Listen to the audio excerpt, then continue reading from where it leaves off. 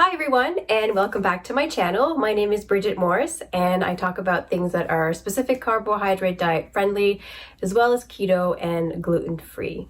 So in today's video, I'm really excited. We're going to be doing a recipe that's basically like a giant meal in itself.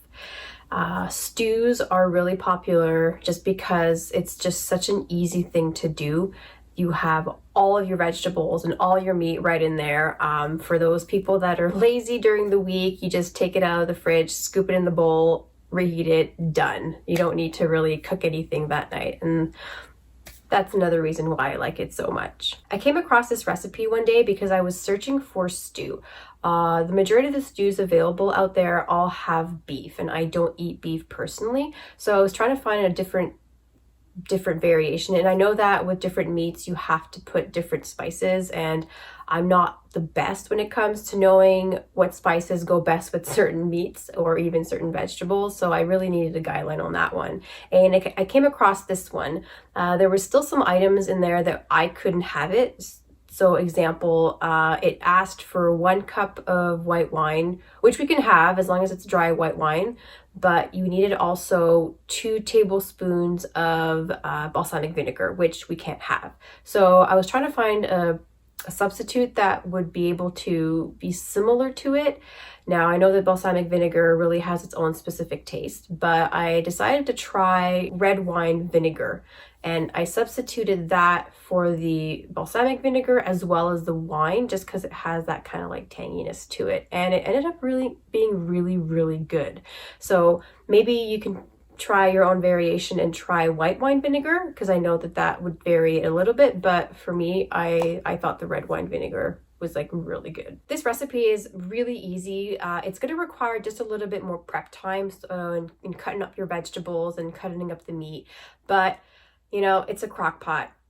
I love my crock pot. You just throw it all in, and that cooking on a long period of time really helps to blend all the flavors together. So you'll see that once everything is pretty much prepped up, ready to go, you just dump it all in and just wait for it to let it do its thing. Another item that this recipe was asking that I can't have was potatoes, so I added a substitute in there just to make sure it was still quite hearty and still quite full. So if you want to learn how to make a specific carbohydrate diet pork stew, please keep watching.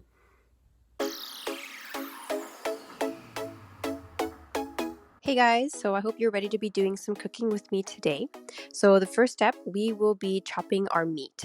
So again, I'm not a professional cook and my chopping technique may not be the best, so please be kind.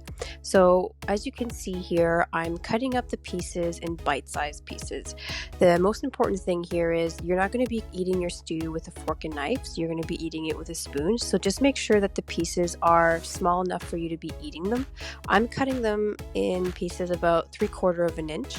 But if you have kids, I would probably cut them just a little bit smaller. Just something to consider is that the meat is going to be the toughest pieces in the stew once everything is cooked. The vegetables are going to be really mushy, but the meat will have a harder consistency compared to the vegetables. So just something to consider. So in today's stew, we're going to be using butternut squash, carrots, onions, some olive oil, some diced tomatoes, some chicken stock, some garlic, some red wine vinegar, some mushrooms, but if you have fresh ones, it's perfect. And then we're going to use thyme, oregano, and basil. And then we're also going to be using 2 bay leaves and then salt and pepper for taste.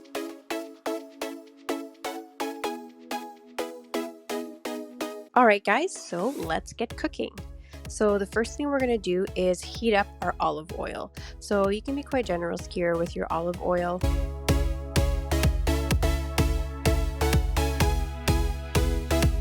I'm using a pot, but you could be using a frying pan.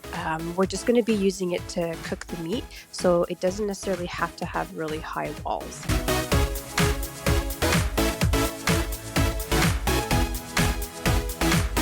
Alright, so once the olive oil is all heated, you want to make sure that the bottom is completely and evenly coated. So we're going to throw in the meat that we just chopped, and we're going to be placing the meat as evenly as possible on the bottom of the pan, just so it can cook evenly and at the same time.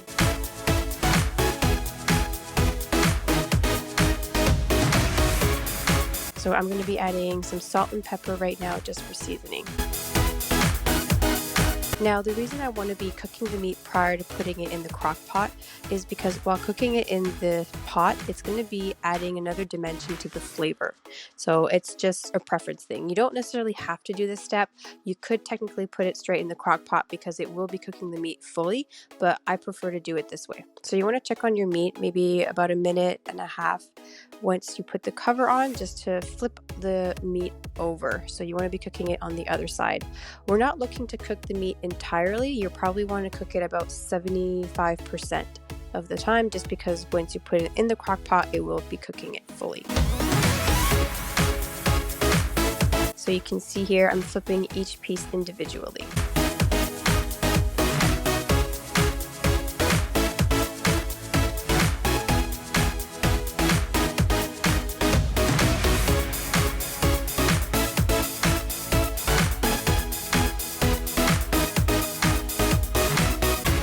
Alright, so about 1 minute later, you want to take a look at it, and yeah, so everything looks perfectly cooked at this time. When I say perfectly cooked, I mean at 75%. So I'm just going to take all of the meat and place it in this bowl because we're going to be using it after.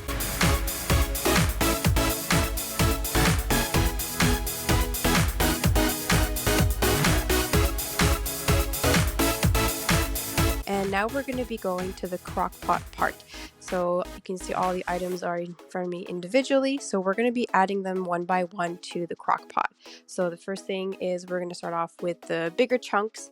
I'm not using all the butternut squash right now. You don't want to be overflowing your crock pot just because the juices may overflow and then it's going to be a mess to pick up.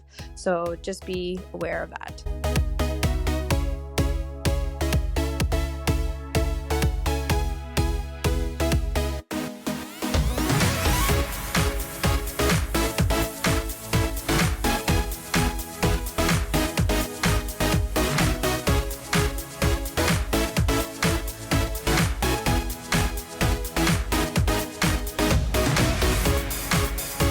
So this is the red wine vinegar that I was talking about that is going to be replacing the white wine and the balsamic vinegar. And now adding all of our dry spices.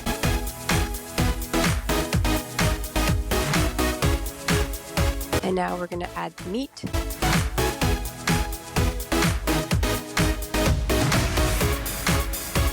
And for this chicken stock, if you have your homemade chicken stock, you can use that for sure. I just didn't have any on hand, so this is the one that I used. But the other one that you make homemade is probably going to be a little bit more flavorful.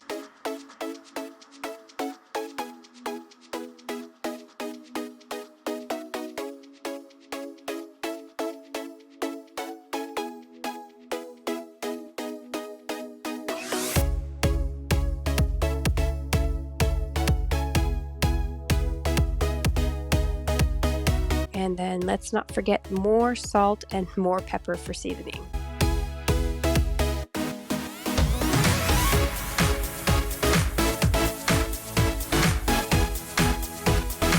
There's just a little bit left. Might as well just add it right in there.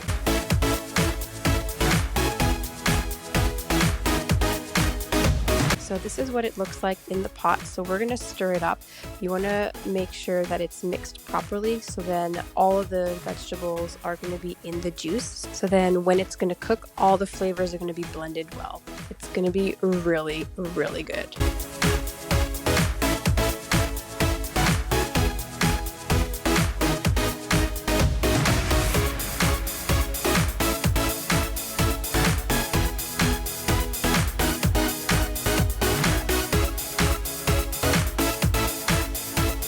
And then the last step, we're going to be adding our bay leaves. So you want to submerge the bay leaves into the juice. So now we're ready to put it in the crock pot. You can put it on high for 5 to 6 hours or on low for 8 to 9 hours. I'm going to do 6 hours.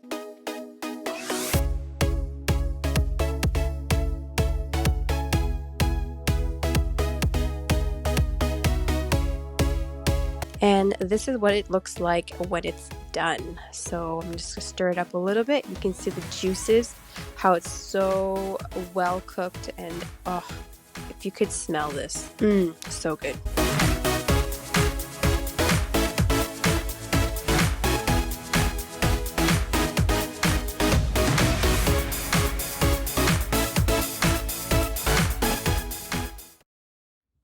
And there you have it, guys. That is how you make a specific carbohydrate diet friendly pork stew. I hope that you really like this video. I hope that you like this recipe and that it inspired you to try it yourself. And if you did, please leave it in the comments below if you added different ingredients, different spices. I'm always looking forward to trying new things, vary it up a little bit. If you like this video, please give it a thumbs up and please subscribe to my channel. I would really appreciate it.